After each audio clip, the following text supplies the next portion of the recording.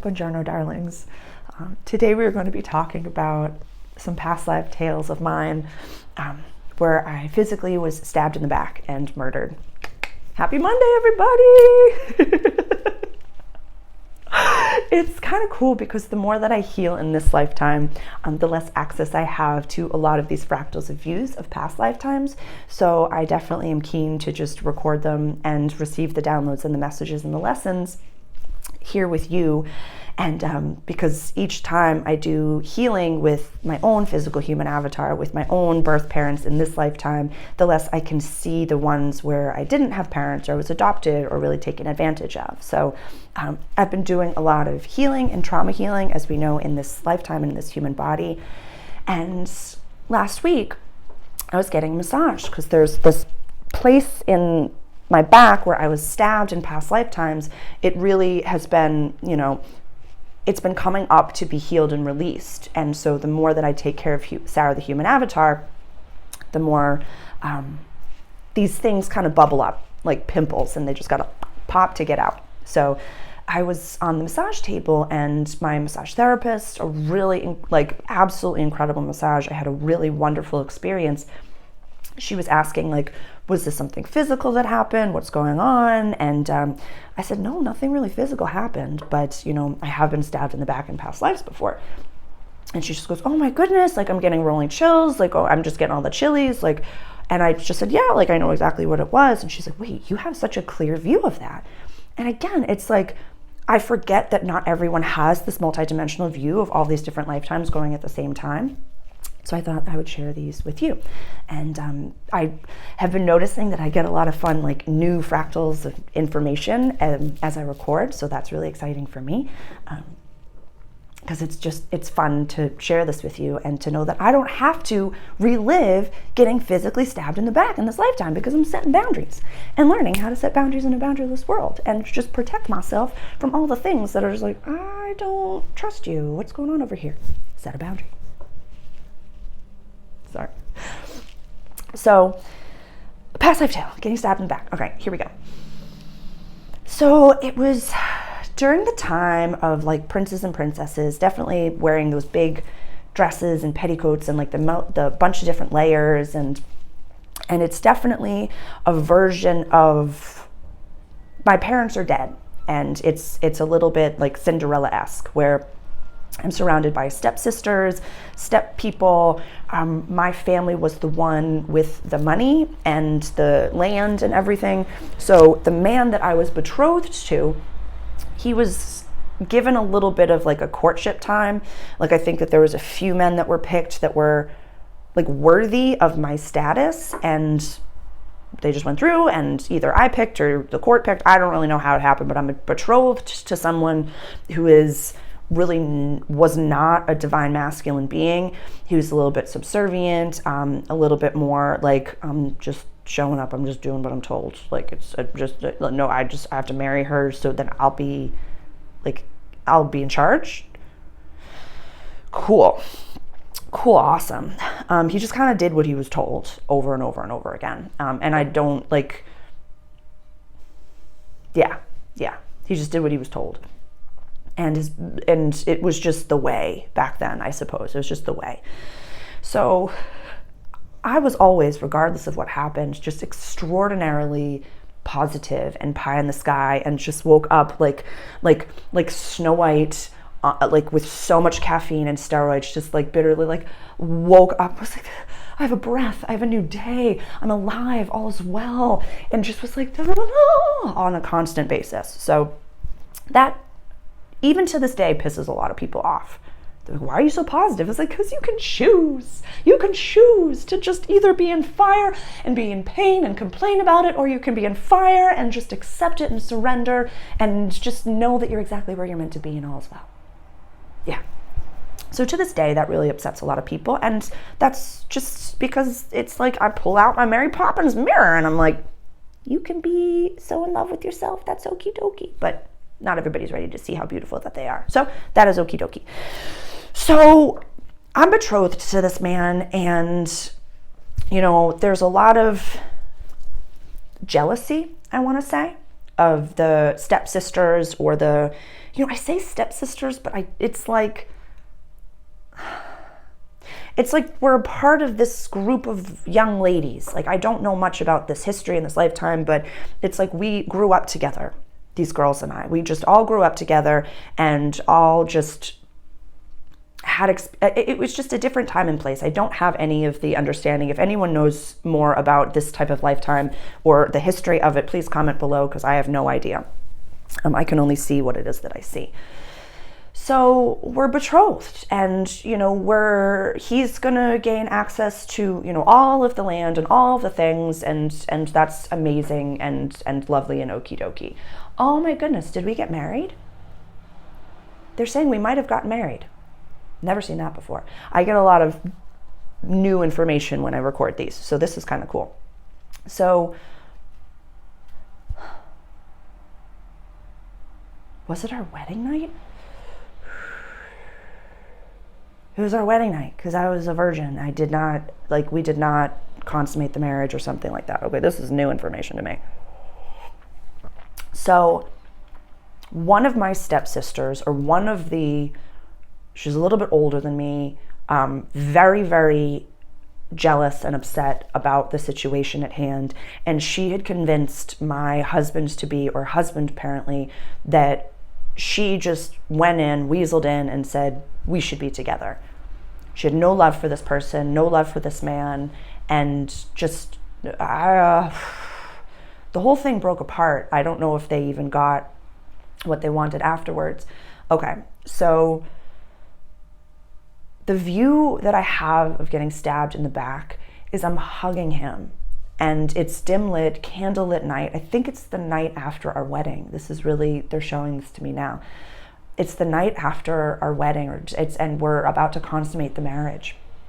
And all I remember, or I'm seeing this from behind, I'm seeing this view from behind, and I am nervous, but just so happy and grateful, because I am safe with this man. I'm safe in his arms, and I don't have to worry anymore about other bad people. I'm literally so surrendered to this man and so surrendered to this moment, and I just did what I was told to do. I literally just did all the things. And he did all the things that he was supposed to do as well, but this stepsister, this older person, convinced him to do this, said, we need to be together. We are the ones that are meant to be together. And yeah, this is very fascinating to me that it's all coming in right now. So we're in my changing area, which is attached to the bedroom, and we're undressing each other, but it was very, very different because I have so many fucking layers on, obviously. And I'm just at the point where I have my white underdress and the white, whatever that thing is called. It's the lowest level, the least level of layers. I think it's just the bra and something over it, and then the skirt and something over that as well, which no one had seen me in that level of vulnerability before. No one had, it was such a powerful moment for me. And I remember being there and literally draping myself over his arms, and my head is on the right side. If his head is here, I'm draped over his arms, and I'm just literally just so vulnerable and so open. And I'm 17, I believe. Yeah, 17. I want to keep saying 18 because I'm it's 2020. Nope, I think I'm 17. And I'm just so okay with what's being done to me, what's happening to me. And I'm grasping this man, and I'm on my tippy toes, and I'm just being held, and I'm fully surrendered. And then the knife, I just see the woman taking a knife out of the sheath and coming up, and he's holding me. He sees the woman coming over, and he does not really, there's a moment of questioning. There's a big moment of questioning for this man, because he's very just doing what he's told. But as she's walking over with this knife, he's kind of wow, this is really shitty.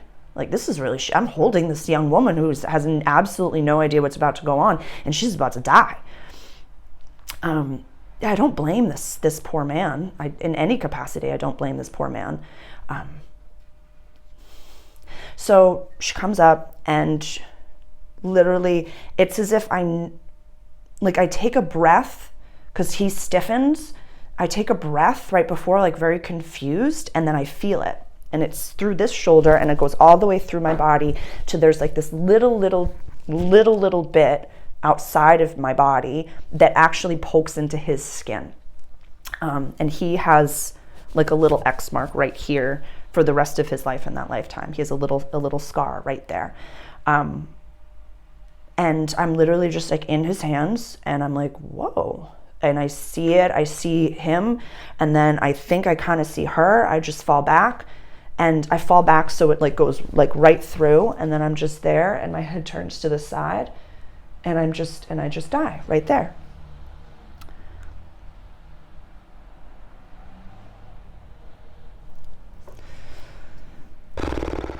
Hold on.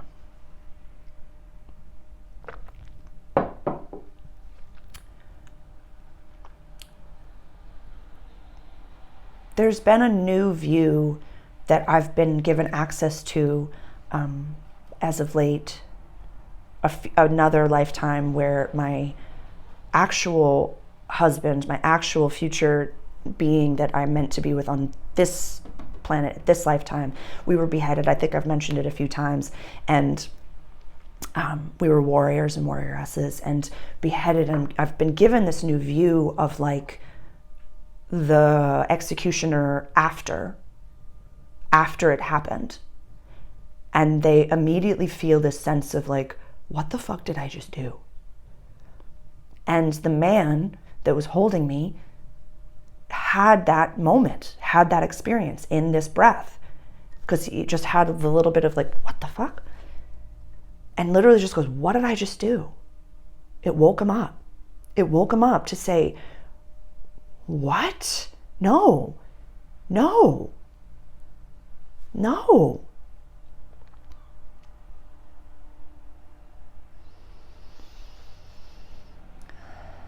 He doesn't go with her. That's what they're saying. He doesn't go with her.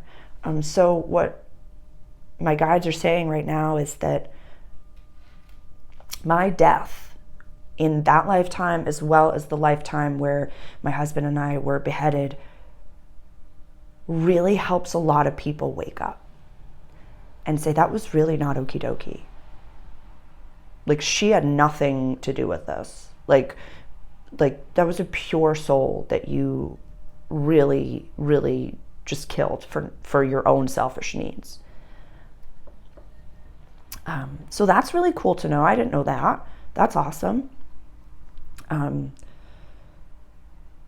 Because there's been a lot of, how do I say, in so many lifetimes, I was killed, stabbed, taken advantage of, hurt myself, let them behead me, whatever the fuck it is. So the being 36 in this lifetime, I'm like, what? Oh, I have to keep, oh, you go keep working?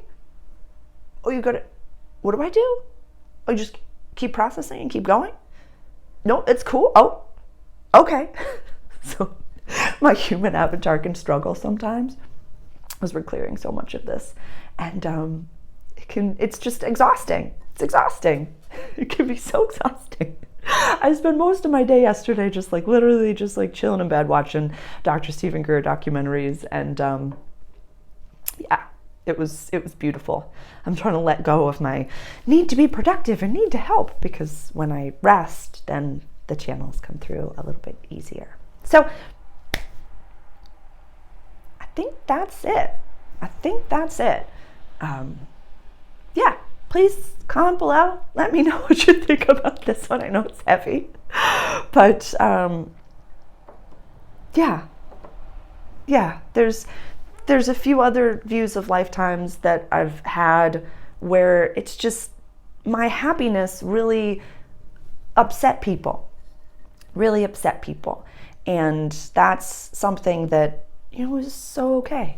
It's so okay. There was a lifetime where I'm only given one little view of it. I was a little Jewish girl that was hiding in, an attic during the Hitler time, and there was a bunch of us. There was like 6 or 8 people that were all tucked away in this little attic space. And I don't know how long we were up there, a very long time. And people got so fucking pissed at me. Like every time, I just keep having this view where like they wake up and I'm like, good morning. Good morning. How are you doing today? Oh my God, it's day number, blah, blah, blah, blah, blah. I am so grateful you woke up again today. This is what I've done. I've taken the rock that was over here yesterday and I put it over here today. This is your rock. I found this. So where do you want yours to go? And they're like, I literally just fucking woke up and we are stuck in an attic and there's like, people are trying to kill us for existing and and I'm like, yeah.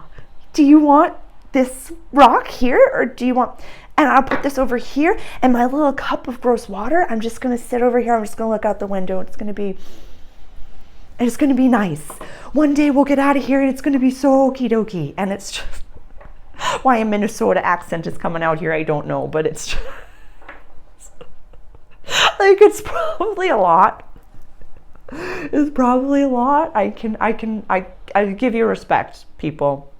In that lifetime, I give you respect for just being like, you know what, just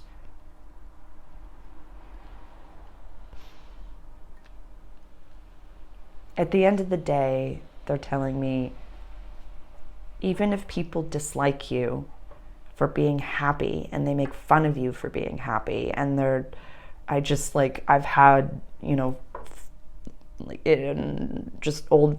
I've woken up before and heard the things that people say about me that's like, I'm so grateful, I'm so this. And it's like, I really am. Even in the midst of, mental health crises and days where I feel like I'm struggling, I still find gratitude for my functioning, healthy brain. Because that's an incredible blessing. It's an incredible blessing to have a limitless brain that I can spend my days actively rewiring to focus on something that it's never experienced before and to find ways to saturate and immerse myself into that feeling. So as I process and set boundaries with people that might seem very kind and might seem very innocent, when your gut goes off, just trust that. Just trust that. And I'm learning from these lifetimes. I'm learning the lessons in these past lifetimes, integrating them in this lifetime, and the view of them just slowly dissipates. So thank you for joining me today for my past life tale. Please comment below if, there was ever a point during this channel that you felt something, or were, maybe you've experienced dreams about past lifetimes or dreams of moments, or, are you a super happy, positive person that is also suffering from some mental health stuff? I'm going to be recording a video today on the Saturn in Pisces, Neptune also in Pisces, just kind of like the heavy hitters in Pisces. As I record this, it's the beginning of June 2023. So later on this month, we're going to have both of those planets going retrograde. And we're just going to talk about that. Because grounding, foundations, mental health, like no joke around now. No joke. Yeah, Minnesota accent's coming out right now. So thank you so much for joining me today. I am Sarah. I am your alien friend, a starseed, light worker, healer, and a spiritual counselor, here to help during the time of the awakening of the planet. So, ciao, ciao. I'll see you again soon.